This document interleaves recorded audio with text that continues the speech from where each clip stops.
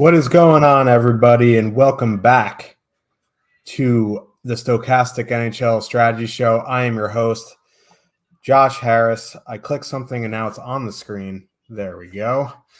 I have internet back. I'm sitting exactly the same as I did yesterday, but you can't see the guns because the camera's close to my face. Joining me, as always, is our producer and analyst, Slim Cliffy. How are we doing today?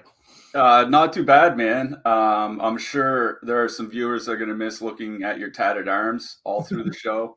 That they seem to be a big hit, at least in the chat yesterday. Didn't see the chat yesterday, though. So yeah, maybe at the end of the season we'll bring the guns back for a special late season edition. Doing well. Bright sunny day outside. Nice to get out and get a bit of exercise in. Good night last night in the NHL. I saw a couple subscribers in our Discord did pretty well. You and I got a DM through Twitter last night. A guy hit huge in the Daily Dollar, I think it was. I went 3X last night, single entry, playing Nashville, kind of Nashville 1 and a broken Edmonton power play stack. Problem was I had a two-man defense swap that I made, getting away from Radko Gudas and Jamie Oleksiak. Those guys put up like 35 points or something like that combined. I switched out to Carson Soucy and someone else, and it cost me like 28 points and a lot of money. But I'll take a 3X and a single entry on any given night. So not too bad. How'd you do last night? yeah, I mean, when you make a bad swap in single entry, it is so tilting.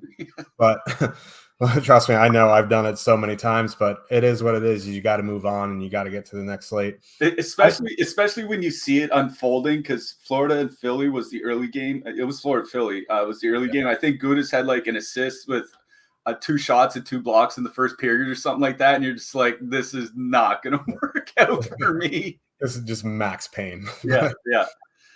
Carter Hart just out of his mind again. I mean, maybe it's the way that Philly's playing. Have to look into that a little bit more. But he had good stretches earlier in his career. The last couple seasons were pretty rough. I mean, everybody on Philly was bad last year. Injuries, underperformance, and whatnot. The year before, he talked about how bad, I'd say the pandemic at the very start hurt a lot of people. But, professional athletes, they can't get into a rhythm. They can't get into their normal routine. I think there's some stuff in his personal life as well. So maybe he's just, kind of rounding the corner. I wouldn't expect him to put up, I think the best goaltending season we've seen this century. So there's going to be a little bit of regression coming. But, pretty good start to the season for Carter Hart. I mean, the last 2 Flyers coaches were Rangers coaches, so I know them pretty well. And AV, not a very defensive sound coach, not a lot of defensive responsibility for his guys, and that left Carter Hart hanging out to dry. Now with Tortorella, there is defensive responsibility, but my God, all Tortorella teams give up so much shot volume. I don't know what it is, but I don't know. Maybe they just defensive response. I don't know what it is, but Carter Hart. It could just be the quality of the team. I mean, you look at some of the guys that they have on the second and third lines on more stacked teams. They might be fourth liners or in the AHL. So, I think that's part of it too. Yeah. And we have a 5-game slate tonight. We have a showdown at 5 p.m. Eastern. I think it's 6 Eastern. 6 Eastern. It's Vegas. It's Nevada Day in Nevada. I don't know why you have your own day for your own state, but we have a showdown contest for that. We'll touch on that now, I guess. I mean, I saw the contest. Maybe I missed the first one, but it looks like a couple bucks to first with maybe a Subway gift card or something. But I'm still playing. Yeah, I mean, I think I'm going to skip the showdown because I'm not sure I'm going to be around at lock at 7. Well, it'll be 7 o'clock for me. So I'm going to skip the showdown. But I do think it's worth talking about because I don't think we've talked about showdown on a show so far this year. We've had a couple Saturdays with afternoon slates, like 3 or 4 gamers or something like that. But I don't think we've talked about showdown, and it's probably worth at least touching on it a little bit. Yeah, so let's touch on that.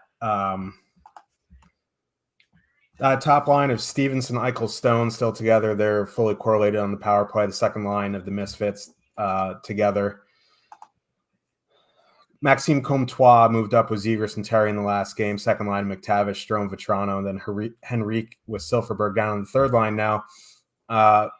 We've talked about showdown strategy on previous seasons, but how I build lineups is depending on how I think the game flow is going to be. If I think there's going to be a lot of scoring, then obviously my captain is going to be not a goalie. It's going to be someone who's on the power play, even a power play quarterback. I don't know if I'll put, Pietrangelo in the captain spot. I'll probably be looking towards like Eichel or Marchessault, like guys who shoot and score are on the power play.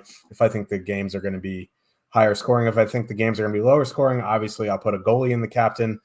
If there's expensive guys that I'm trying to jam in and I think it's going to be a high event game, sometimes I'll punt the captain spot with a shot blocking defenseman and hope he hits the bonus, and the remaining salary enables me to fit in a lot of high scoring guys. So how do you think this game's going to go? I have a feeling it's going to be higher scoring than some people think. Yeah, I would say generally speaking, goalies tend to score the most. I mean, just as a general strategy, especially when you look at the teams here tonight, Anaheim probably won't be a high scoring team this year. Vegas likes to spread out their ice time a little bit.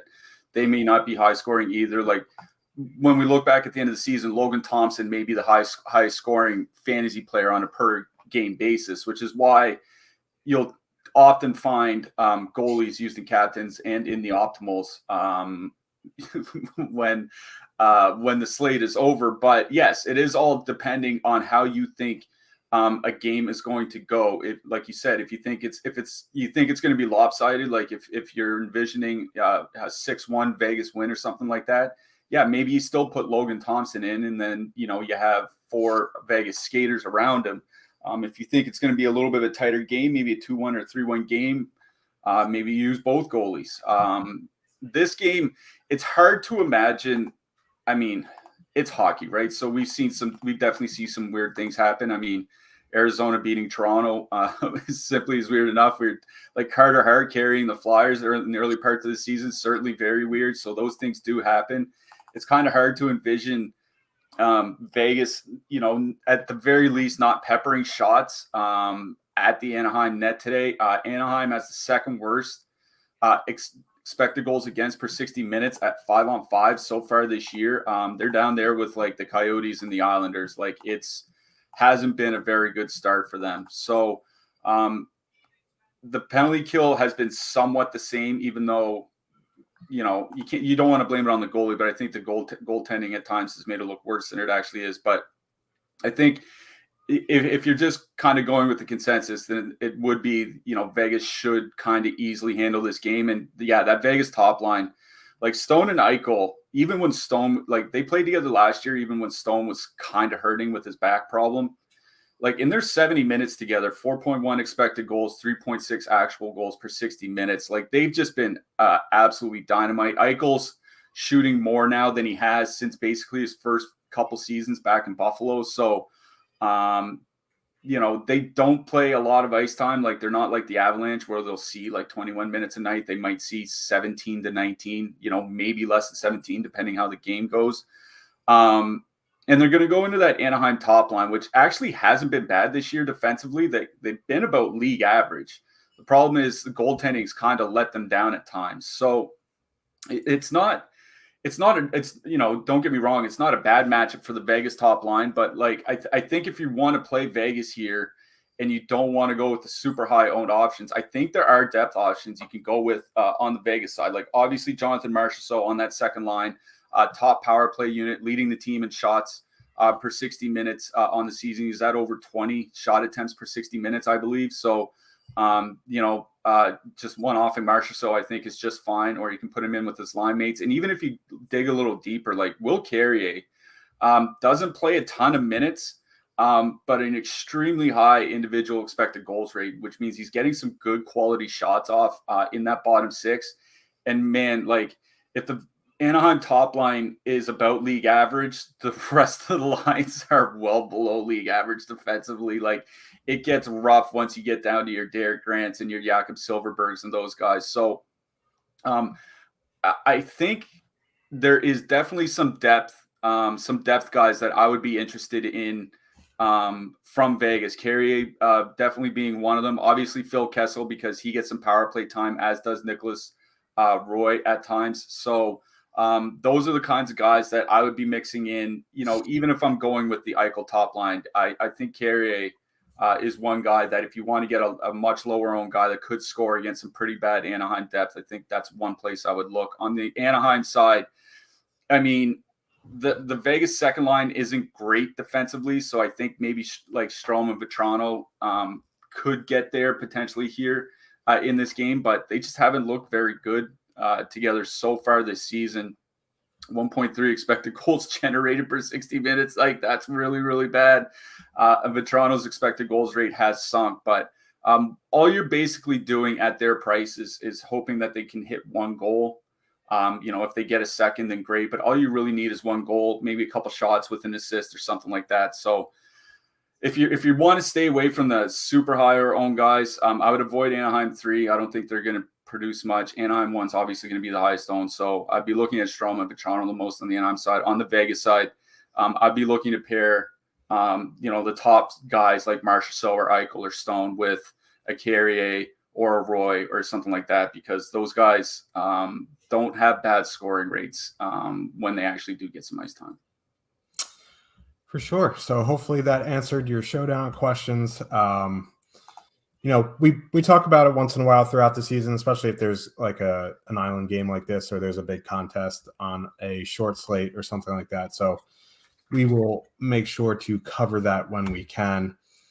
Make sure to give us a like and subscribe so you can keep up with all of our shows, DFS offers, giveaways, and much more. Once you subscribe, hit that notification button to get alerts when our shows go live. Don't forget, almost all of our content is available in podcast form. Everything is, except for our live before locks, because there's no shelf life there really. And you can download it on the platform of your choice. Help us out by leaving a 5-star review. Also, I see there's about 7 of you guys in here. Hit that like button. Helps us out, helps you out. We love bringing you free stuff.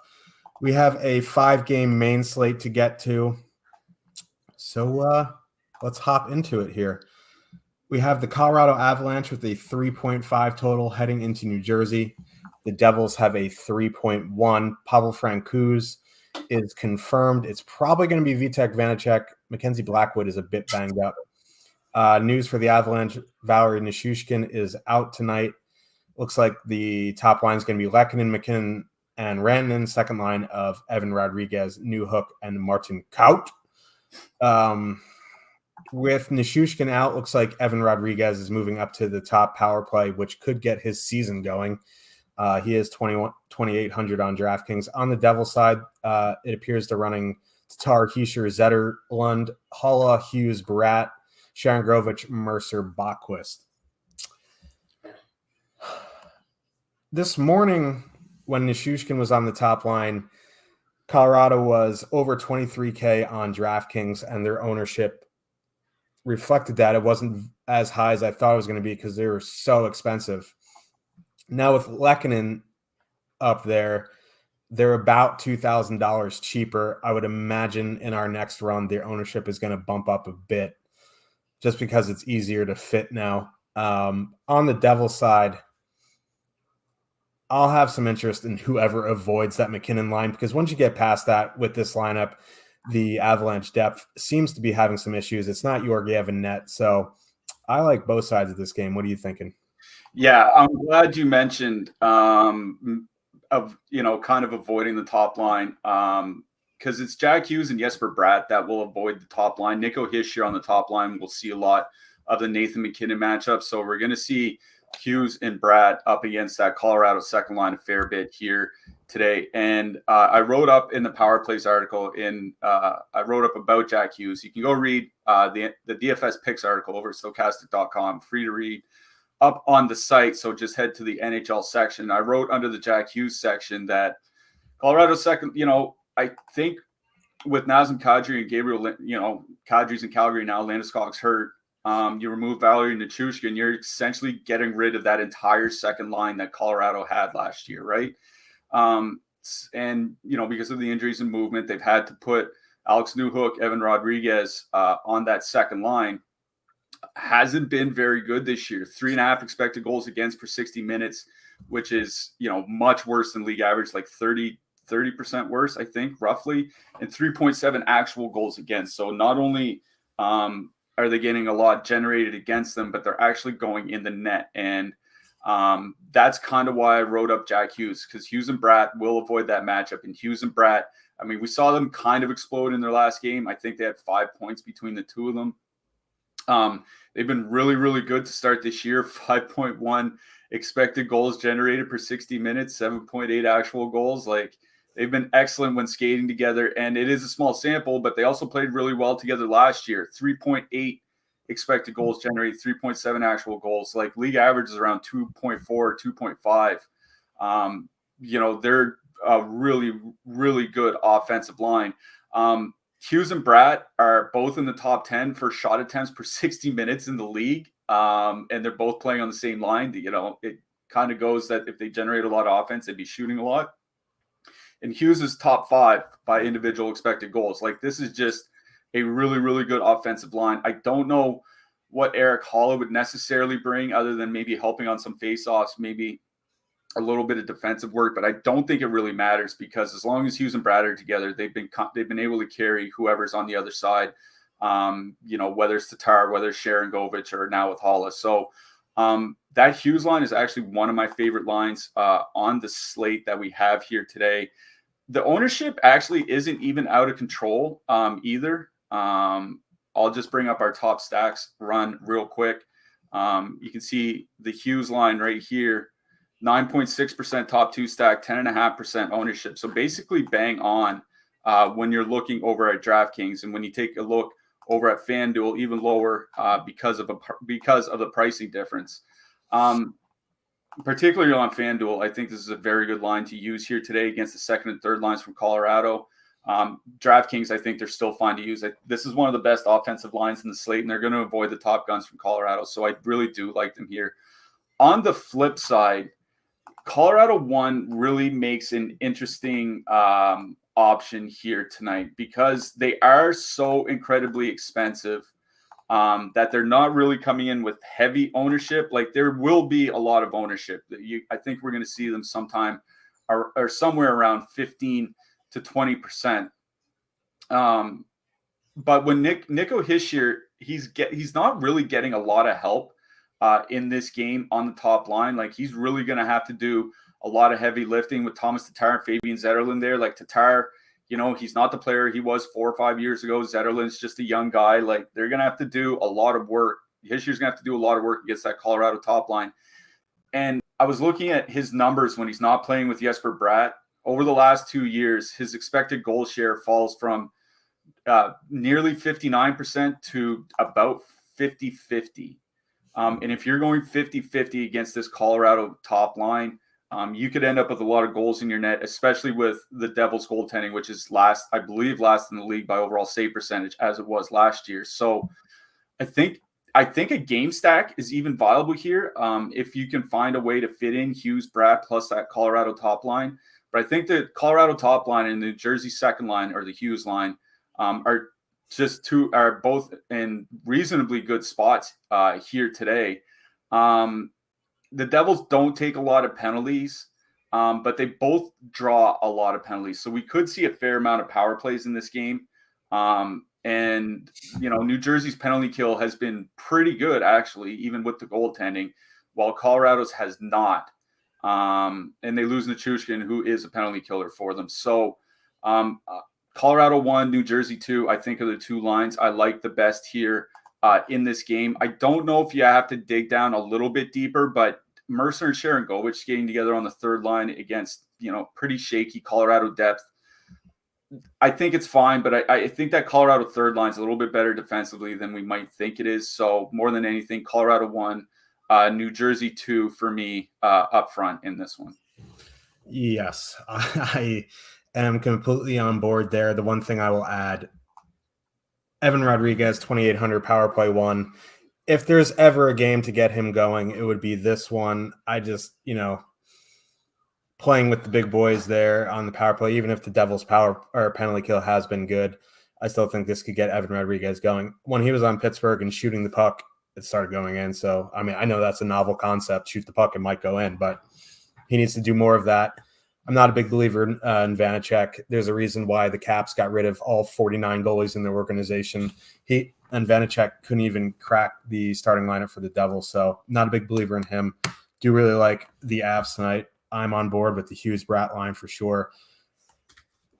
I'm not a believer in Alex Newhook defensively or maybe even offensively at this point in his career on the second line. He should be in the bottom six, but that's the price you pay to sell your soul to get a Stanley Cup. You have to struggle a little bit the years after. On the blue line, Cale Makar makes for a very good play. Like, if you're going Colorado 1, you're worrying about ownership, just put in Makar. Like, yeah, all four of those guys might have some ownership, but not many people are going to have Colorado 1 plus Makar. You'll get all four at a lower ownership. I think Devin Taves is fine if you can't get to Makar. That's really about it on that side. On the Devil side, Dougie Hamilton, if you're, doing anything with the power play, your boy, John Marino, still min price. I'm on board with him as well. Yeah, Taves came back. He had been injured, came back, played 26 minutes immediately, and then the rest of the defensemen all played under 19 minutes. So, I think the Bo and Byron days might be done unless you're just, kind of hoping to luck into something. On the New Jersey side, now that they're actually, just using 6 defensemen, because they have been using 7 defensemen quite a bit. One guy I want to mention is Ryan Graves. I wrote him up in the Power Plays article. He had seen some low ice time when they were running their 7 defensemen, but I think he was up to 22 minutes or 21 minutes in their last game. By our projections over on DraftKings, he has the second highest projection for any defenseman priced under $3,400. Sorry. So I think Ryan Graves, if you're looking for one of those punty types of defensemen, even though he's not a full punt, I think he's just fine. And that goes for FanDuel as well, where he's only 3,800. So I think if you're looking for a punty type out of this game, it's probably Graves. Dougie Hamilton's perfectly fine here in this matchup. I think Hamilton would be a defenseman I would want off. I'm not sure I would use him in a full stack unless this ends up like a 6-1 New Jersey game. It feels like either the Hughes line goes off or Dougie Hamilton has a massive game. Not necessarily both. So one or the other, but I do like Graves as a pawn. Any interest in these goalies? No, me either. Okay. I do have some interest in the goalies in the next game. So let's get to that. What a segue. Professional at work here. The New York Islanders with a 2.4 total heading into Carolina. The Hurricanes, is this their home debut? I don't know. They were on I think it was a 5-game road trip. I think they played their first game at home and then just went on a 5 or 6 game road trip or something like that. It felt like it. They've been on. I felt like they're in Western Canada for like 3 years. So our boy Quick Party, who's also at Line Matching, which we'll plug. If you have a Stokastic membership, this isn't associated with that, but if you're interested in line matching, line stats, all of that jazz, get at him at Line Matching on Twitter. If you can't get a hold of him, you can always DM myself. You can DM Cliffy. We can get a hold of him. We have him on speed dial. So this is Carolina's second game home. It's Ilya Sorokin confirmed against Freddie Anderson. Isles 2.4 total. Like, I don't remember a total this low the past week, but it's probably deserved. The Isles have looked pretty poopers on offense here. They've actually just looked bad outside of Sorokin as a team. Josh Bailey on the top line, your boy, Josh Bailey. My God. With Barzell and Wallstrom, Lee with Nelson and Bavillier, third line of Parisi, JG Pageau, and Kyle Palmieri. Hurricanes lines are the same. Not too much ownership in this game. I don't have too much interest on the Isle side outside of Sorokin and maybe Dobson, but I do have some interest in Carolina. I just worry about going into Sorokin. He just had a 40-plus save shutout against the Rangers. I think, because the ownership's so low on Carolina, there are some lines you can use here. Yeah, everything we say about Carolina has to be done under the specter that facing Ilya Sorokin is like facing it's pretty much like facing Igor Shesterkin Jr. You know what I mean? Like, I think Shesterkin for the Rangers is the best goalie in hockey, but then after him, I think there's a group of like 3 or 4 guys that could reasonably be the number 2, and Sorokin's in that group. So it is a tough matchup in that sense, where you're going to be facing a good goalie. And, we saw with the Rangers the other night, I think the Rangers had 41 or 42 shots and got shut out. I'm like 4 or 5 power plays too. I mean, they're deadly on the power play. Yeah, exactly. So that's just, that's exactly what Ilya Sorokin is capable of. By the same token, this is a great skater on skater matchup for Carolina. We had hoped the Islanders might turn around defensively after their horror show season last year, but that just has not been the case for the team so far on the season. Dead last, we talked about the Ducks being second to last by expected goals against in the league. It's the Islanders that are dead last. What's saving them, obviously, is Igor, there I go again, is Ilya Sorokin. But again, because they give up so many shots and so many chances, they're still giving up like the 7th or 8th most goals per 60 minutes of 5-on-5. He can really only do so much. And when I look at the matchups, like, I think not one of the lines, but absolutely a line that's in a good matchup here is that Aho, Teravainen, Jarvis line. Now, I wrote up Seth Jarvis in that DFS picks article that's free to read over on Stokastic.com. The top line's just been great for Carolina so far this year. 4.3 expected goals generated per 60 minutes, 5 actual goals. It's only 65 minutes, 67 minutes so far on the season. But even going back to last year, 3.7 expected goals, 4.6 actual goals, and over 200 minutes together. So like this trio on the top line for Carolina has done a lot of scoring and played exceptionally well offensively over the last 2 years. And they're going into that. They're probably going to get the second line matchup for the Islanders, Brock Nelson and Anders Lee. That's just a bad line. So far this season, 5 expected goals against per 60 minutes in their ice time together. Not a lot of ice time, 45 minutes. But again, going back to last year, 300 minutes together, 3.4 expected goals against. So they've just been bad defensively. Like, Brock Nelson's not really a great two-way center. He's more of a goal-scoring type center. Anthony Beauvillier is fine, but I don't think he's like a top-end winger that can carry a line. And Anders Lee has just kind of looked like not really that great since his knee surgery. Like, since his knee surgery came back, his 2 lowest shot seasons of the last 4 or 5 years have been the last 2 years. And it's, I've got to think, he's 32 years old coming off a knee injury. He's a power forward. Like, those are the types of guys that can go through that decline. So I really do like Carolina 1 here tonight. They're not coming in with a ton of ownership, coming in at around 7% over on DraftKings, under 5% over on FanDuel. Obviously, there are 2 issues here. One is the lack of power play correlation. Jarvis and Teravainen on the second unit, Aho on the top unit. And 2, they don't play a ton of minutes. Like, there will be games where Jarvis and Teravainen play less than Necas and Svechnikov on the second line. In fact, I think Necas leads all wingers in ice time per game for Carolina. So, like, the guys on the, quote, top line for Carolina don't get the top minutes. That's always the problem with them. But that's also factored into their price. And it's why I really do like that Carolina line here. And I don't think you have to full stack them if you're really worried about Sorokin. Because, all you need is a 3-1 Carolina win with that top line getting in on a couple of the goals, and they'll pay it off in a GPP. So I do like Carolina 1 here. Carolina 2, I think that second line is in a tougher matchup. Svechnikov, Necas, Kotkaniemi. Now, they've been really good as well, both generating and scoring expected goals and actual goals. Necas and Svechnikov both on the top power play unit with Sebastian Aho. But they're going to see some of the Islanders' third and fourth lines. I think the Islanders' third and fourth lines at this point are honestly their best defensive lines. So I no problem using Carolina too. For ownership purposes, they should come in with even lower ownership than the top line. I just think it's a little bit of a tougher matchup, and where top line's a little bit cheaper, I think I just like Carolina 1 more. Carolina 3 is interesting here.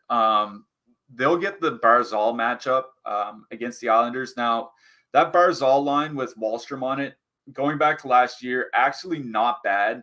Offensively, 3.4 expected goals generated, but the same amount allowed defensively. So it's not like I said, the Islanders top 6 not very good defensively, and that Carolina third line not coming in with much ownership either. I think every guy is min price here tonight, at least on DraftKings. So I think throwing in a one-off Jesper Fast or a one-off Jordan Martinook, even if you're not stacking Carolina, I think those are kind of the punts I would go, because I think it could be a good matchup against that Barzal line. On the flip side, I think the Islanders' second line would be the only one I would kind of go to. Brutal matchup for the Islanders' top line. Brutal matchup for the Islanders' third line. Don't think they'll generate a lot anyways. Lee has kind of stopped shooting a little bit. So if you want to just go 2-man Nelson Beauvillier, I think that's just fine. Or just one-offing Brock Nelson or something like that. So that's kind of where I am. I think it would just be Carolina 1. I think Carolina 2 is fine.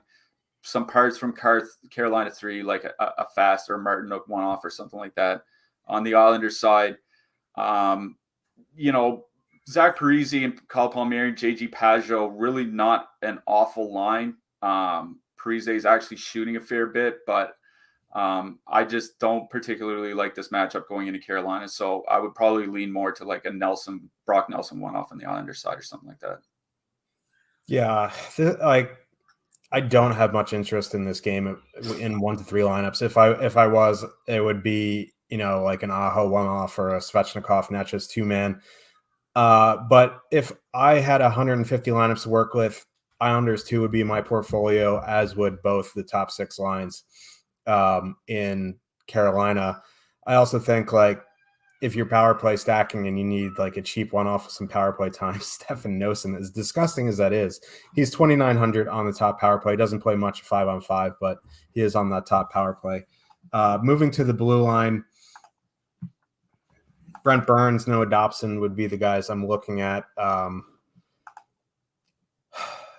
really like Dobson. I just don't know if this is the best game to use him at 6,300.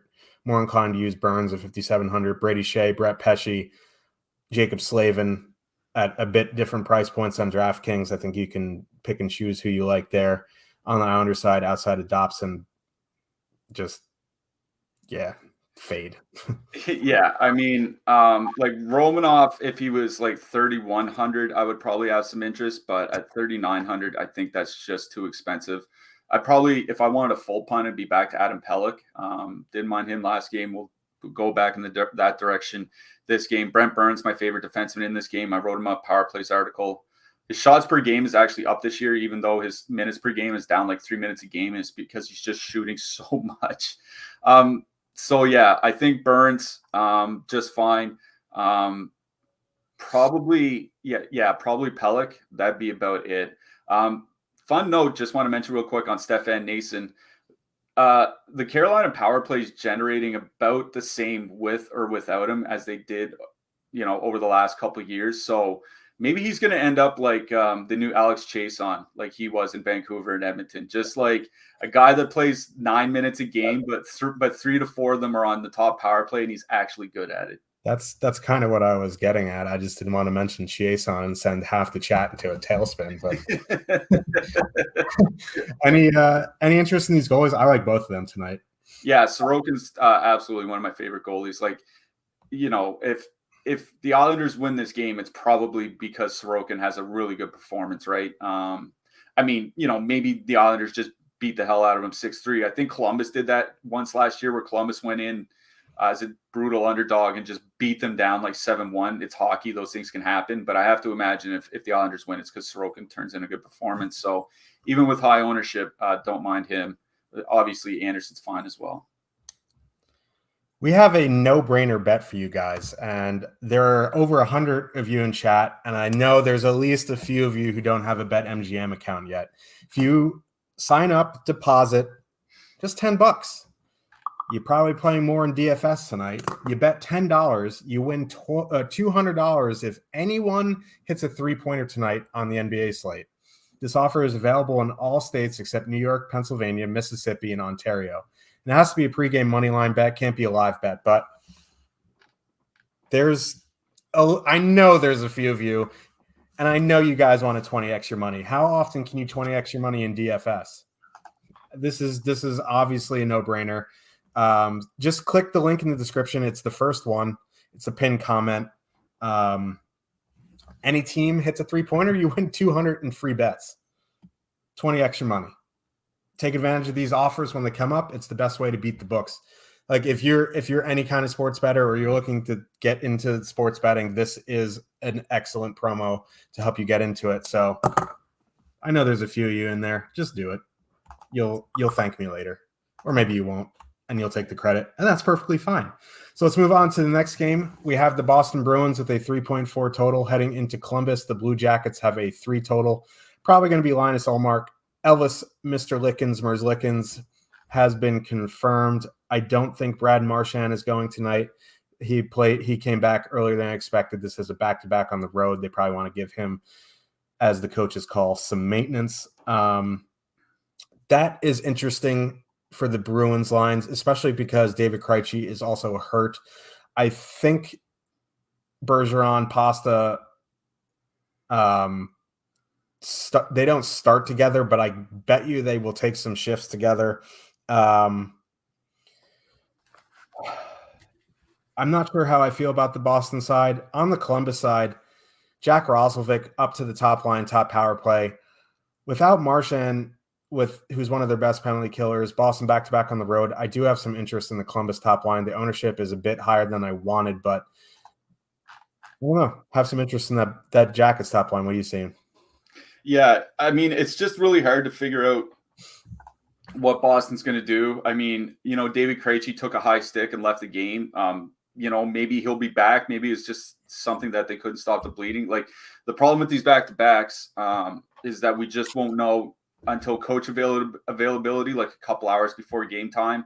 And if not, then we won't know until warm-ups. So we don't know exactly what the lines are going to look like. So I'm just going to talk from the Columbus side of things real quick. The Columbus top line with Roslovic and Line A, they actually didn't have bad defensive numbers last year, which kind of surprised me because usually every line with Line A has real bad defensive numbers, but 2.9 expected goals against in their 230 minutes together last year between Jack Roslovic and Patrick Line. Like that's obviously not great, but that was pretty much exactly what the team allowed, which means that they had, depth lines that were worse than that. So it's not really a terrible matchup. It just kind of depends how Boston, kind of configures their lines. And I think we saw, even if Brad Marchand is out, we saw in Boston's first, 7 games of the season without him, that their 5-on-5 scoring was still pretty good. Like Bergeron and DeBrusk still looked really, really good together, even when Marchand wasn't there. And I think, we said on yesterday's show, his biggest impact would probably be on the power play. And sure enough, they scored 3 power play goals against Detroit last night. So it's obviously a tough matchup, assuming Roslovic is going to go out and face Bergeron in that head-to-head matchup.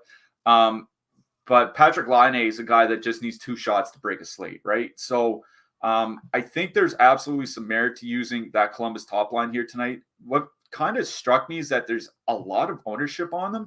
At least if you look on DraftKings, they're one of the 5 or 6 highest owned lines here tonight. Over on FanDuel, about the same, the 5th highest owned line. You typically don't see a ton of ownership against Boston, like even on a slate this short. I don't mind them, like in a nutshell. I think I would kind of rather dip down a little bit. Like I'm looking in the Columbus depth here in this game. I'm not necessarily going to the top line. And the line that stuck out to me is Nyquist, Jenner, and Kent Johnson. Now, Kent Johnson has had a pretty good start to the season.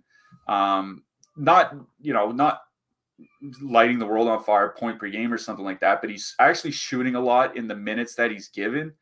And, Boone Jenner, I think, is a better offensive player than people give him credit for. Like, people think he's this defensive stalwart, and it's actually like his offensive game that I think, help driving the play, help, forechecking, keeping the play alive down low, creating space for, his talented wingers. Like, I kind of think I would rather go into the depth from Boston in this game, assuming that they're going to be missing some guys. So I think a one-off Kent Johnson might be my favorite thing from the Columbus side here.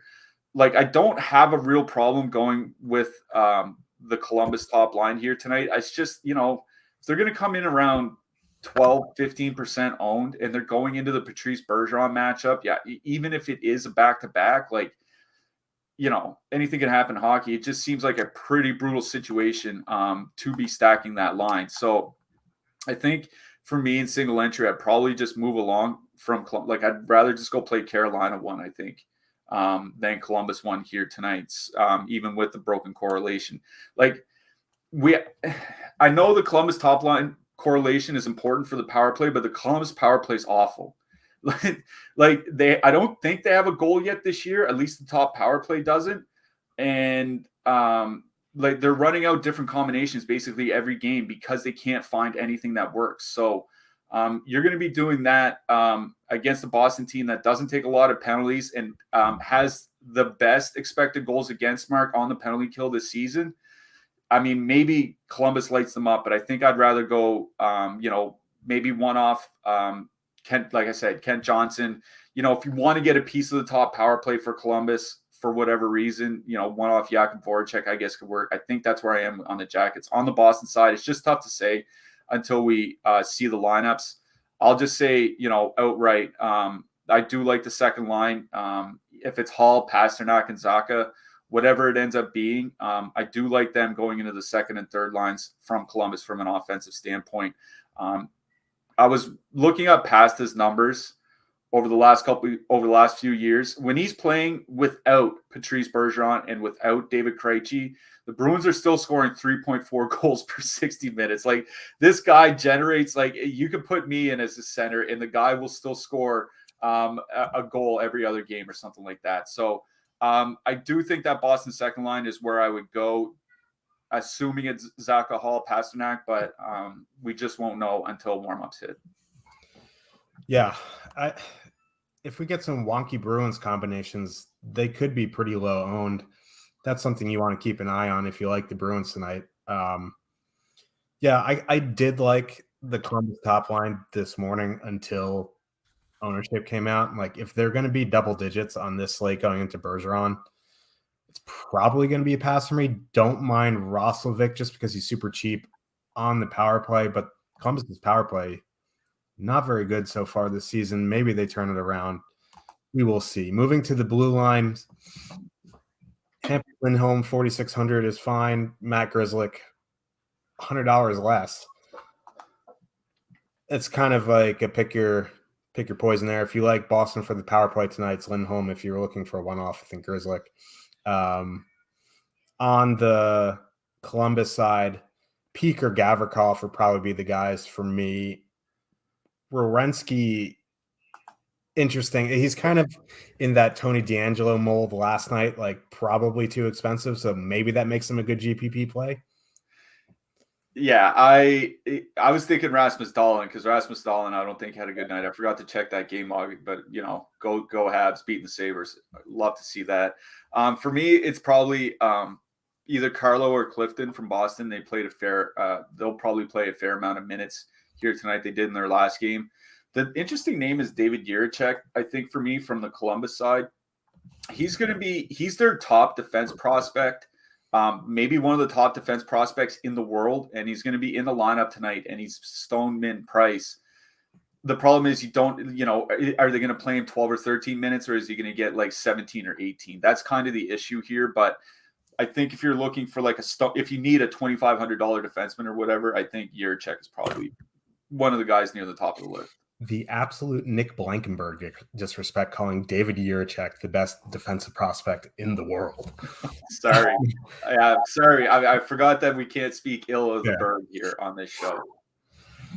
Whew, my heart skipped a beat. We're gonna get a whispering from Jake Harry after this game. Anyway, any interest in Merzlikins under 7K? Should see some heavy shot volume. Yeah, I think if you want to avoid what should be a much higher owned goalie, like I think Sorokin probably comes in with a decent amount of ownership here tonight. We have him at 17% on DraftKings. Over on FanDuel, we have him a little less at about 12%. I think especially on DK, if you want to pivot away from Sorokin's higher ownership, it's Merzlikins, and it's fine. Like they could win this game 4-2. He saves 33 shots, and away you go. Yep, I agree there. If you're playing on no house advantage, that's not knee house advantage. That's no house advantage. Don't forget that we have free projections on the site and a lineup uploader tool to help you mass multi-enter, and take advantage of this overlay. There is a ton of overlay every night. So if you are on no house advantage, definitely take advantage of our free projections. English is hard. I need more caffeine. Let's move on to the next game. We have the Pittsburgh Penguins with a 3.6 total heading into Vancouver. The Canuckies have a 2.9 total. Tristan Jarry probable. Canucks played last night with Demko, so it's probably going to be Spencer Martin. Jake Gensel probably still out. Top line of Raquel, Crosby, Rust, fully correlated on the top power play. Second line of Danton, Hayden, Malkin, Carter. With Spencer Martin in net, with Canucks being on the back-to-back, with the Canucks being absolutely terrible defensively, no shocker to see that a quarter of the lineups will have a Pittsburgh one stack in there. If you're looking to, they're not very expensive either. So if you're looking to pivot away from really expensive Colorado, I think this is the spot. Just know that you'll probably see more ownership on Pitt 1 than we will on Colorado 1 tonight. That being said, this is an excellent spot. On the Canucks side, the Kuzmenko-Pettersson soup line looked very good last night. They're not getting too much ownership here tonight. They do have a 2.9 total. I think there is some merit to going back there. Yeah, I do want to start on the Vancouver side. Those guys finally came through last night. Thankfully, been waiting for Kuzmenko to score for quite a while now. That Vancouver second line, 70 minutes together without Ilya Mikheyev. 4.7 expected goals for per 60, 1.8 against. Like they're just absolutely throttling the competition. And Mikheyev is a good two-way winger. Like I can't see how he'll make that line worse. So they're going to go in and get that second line Pittsburgh matchup. And with the injuries, they've moved Jeff Carter up beside Evgeny Malkin. Now, they played a fair amount together last year and did not look good defensively. 3.6 expected goals against per 60 minutes, like way, way worse than league average. 3.8 actual goals against per 60 minutes. Like, I think you're fine to go right back to that Vancouver second line. Full stack them if you want. They're coming in with good leverage. Like, if you're looking for one of those fillery type lines that isn't going to get massively owned like Arizona, which we'll talk about in a second, I think Vancouver 2 is definitely the spot to do it, especially where you get two of the three guys on the top power play unit, Kuzmenko and Pettersson.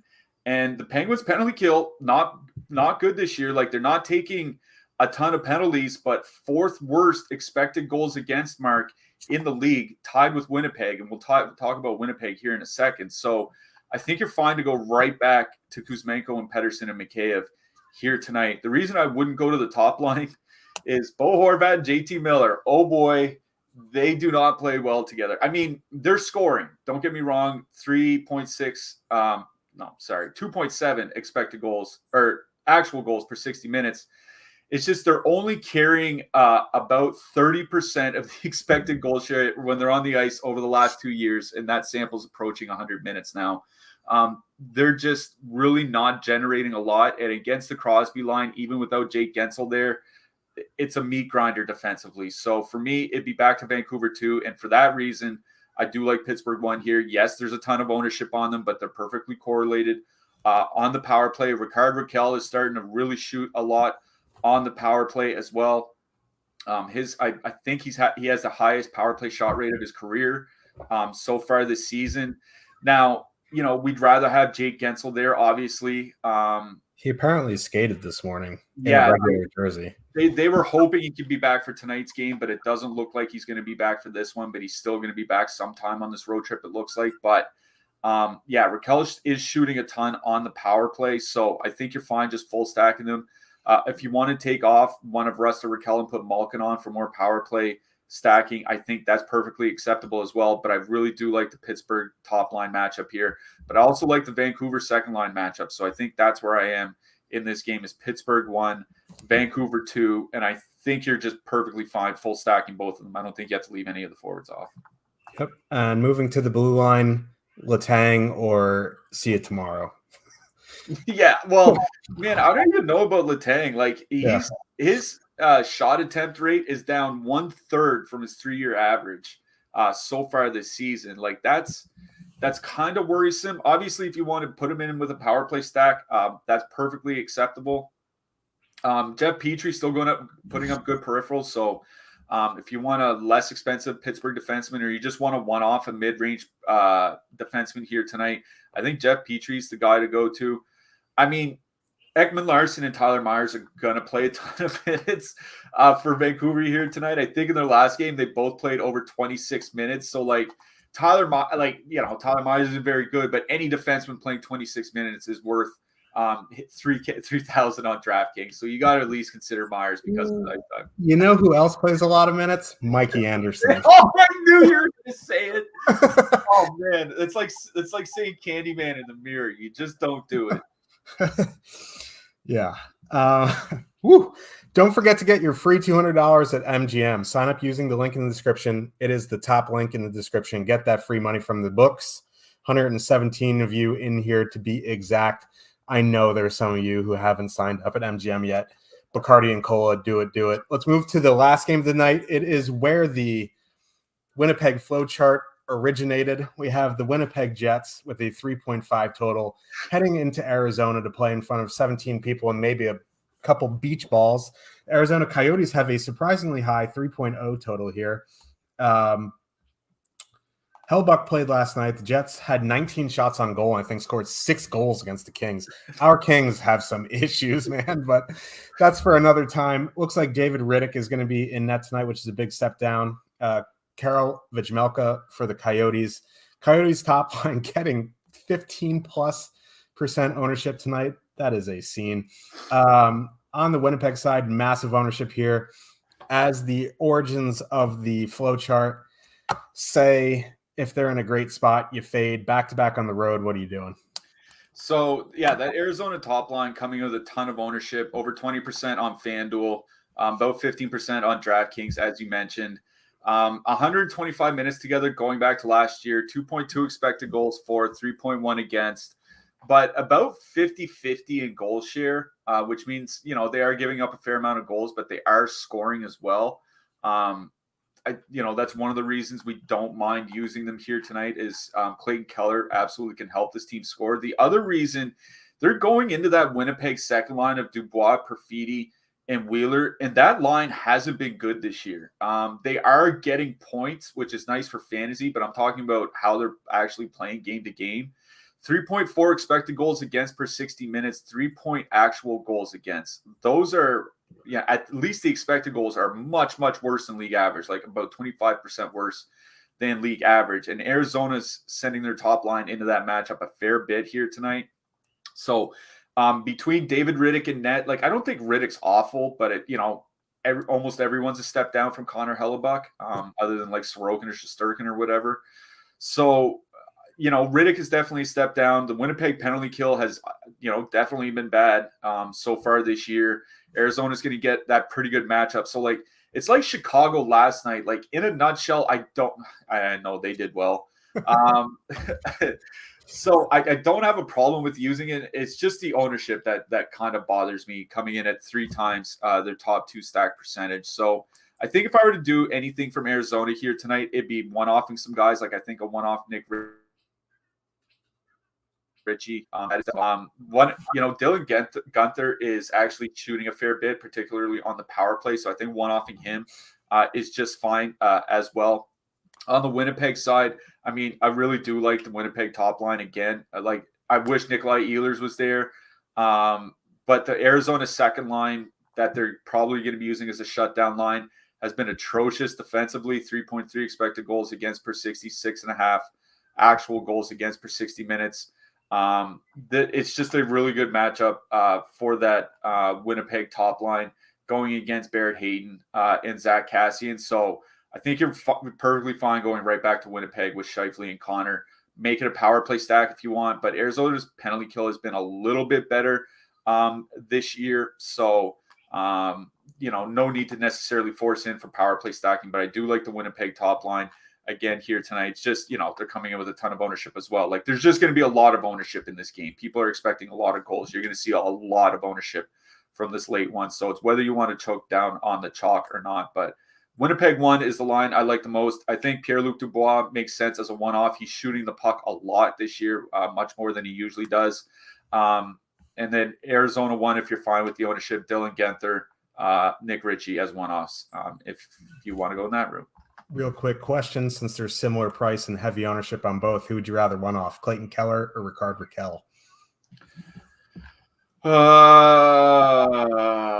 Clayton Keller. I'll just say Clayton Keller because I wrote him up in the PP article, so I got to stick to my guns. Yeah, it's interesting because they're right next to each other and they both shoot a bunch. But anyway, figured I'd ask. Coming up right after us, we have the No House Advantage NFL show with Eitan and Jeff.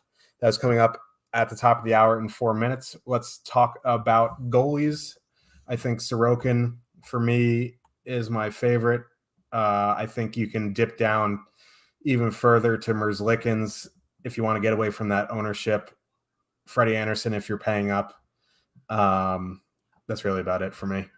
Yeah, Sorokin and Merzlikins, I think, whoever Pavel Francouz, for Colorado also makes some sense in case New Jersey gets into their snake bit shooting shot types tonight. I stole your hat trick pick yesterday, so I'll let you go first. Who's your hat trick pick? Jack Hughes. Got to go. Jack Hughes. I'm going to go. I don't know who I'm going to go. Should I just spice it up? I'm going Andrei Kuzmenko. Oh, there we go. I love it. Right back on the Vancouver train. So Kuzmenko and Jack Hughes. Hattie picks tonight. Yep. For producer Slim Cliffy, I'm your host, Josh Harris. We'll be back bright and early, 9 a.m. Eastern tomorrow morning to break down tomorrow's big old slate. So we'll see you tomorrow. We'll see you in the Discord. Let's win some money and see ya. Good luck, everyone.